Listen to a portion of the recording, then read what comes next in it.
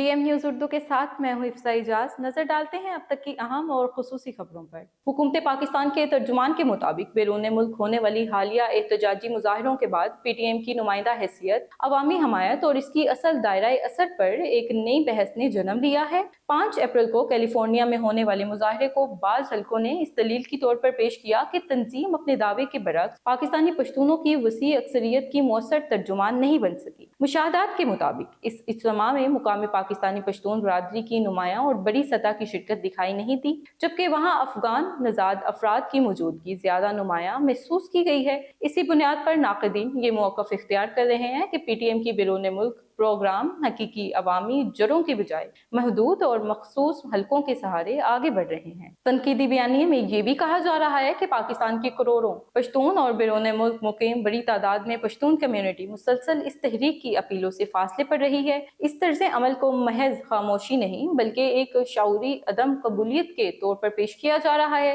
मुबस्सरीन के मुताबिक अगर कोई तहरीक वाकई अवामी नुमाइंदगी का दावा करती है तो इसे अपने बुनियादी समाजी हल्के के अंदर वाज़ेह, मुसलसल और बड़े पैमाने की पजीराई दिखाना होती है, जबकि पीटीएम के मुखालफिन कहते हैं कि ऐसा तसलसल दिखाई नहीं देता। इस खला ने इस तासुर को तकवीयत दी है। ये प्लेटफार्म जमीनी सियासी तर्जुमानी की बजाय बयानियाती कशमकश का ज्यादा हिस्सा बनता जा रहा है। इस मामले का एक और अहम पहलू ये है कि बैरून मुल्क होने वाली सरगर्मियों के बारे में ये एतराज उठाया जा रहा है कि इनमें पाकिस्तानी हकाइक से ज्यादा बैरूनी सियासी जावियों की झलक नजर आती है। नाक़दीन के मुताबिक वक्त गुजरने के साथ इसके बयानिए, इज्तिमात और तरजीहात में ऐसा रंग गालिब आया है जो पाकिस्तानी पश्तून मुआशरे के दाखिली मसाइल से कम और सरहद पार सियासी मुफादात से ज्यादा मुताबिकत रखता है। यही वजह है कि बाज़ हल्के इस रुझान को गैर मुल्की असरात, बैरूनी हमायत या कम अज कम बैरूनी बयानियाती सिमत से जोड़ते हैं। इनके मुताबिक अगर कोई तहरीक अपनी असल समाजी दायरे से दूर और बैरूनी हल्कों पर ज्यादा इन्हसार करने लगे तो इसकी अखलाकी और सियासी साख्त कमजोर होना शुरू हो जाती है।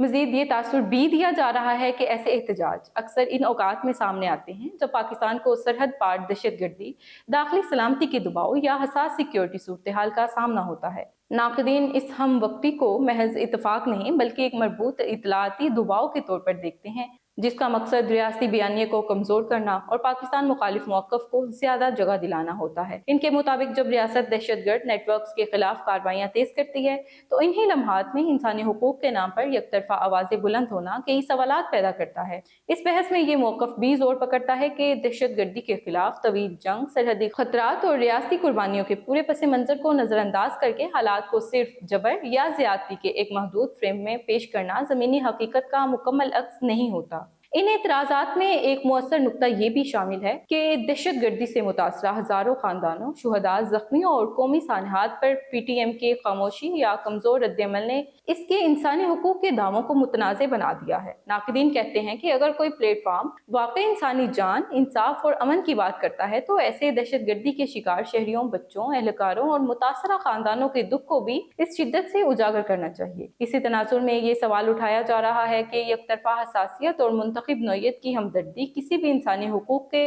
बयानिए की सच्चाई को कमजोर कर देती है। मजमूई तौर पर यह तासुर मजबूत हो रहा है कि पीटीएम बैरूनी तौसीक हासिल करने की कोशिश में अपने बुनियादी दावे, मुकामी साख और नुमाइंदा हैसियत से दूर होती जा रही है, जिसके बायस इसकी सियासी अफादियत, अवामी कबूलियत दोनों पर संजीदा सवालात खड़े हो गए हैं। न्यूज़ स्टूडियो से फिलवक्त इतना ही। मजीद अपडेट्स के लिए देखते रहिए डीएम न्यूज़ उर्दू।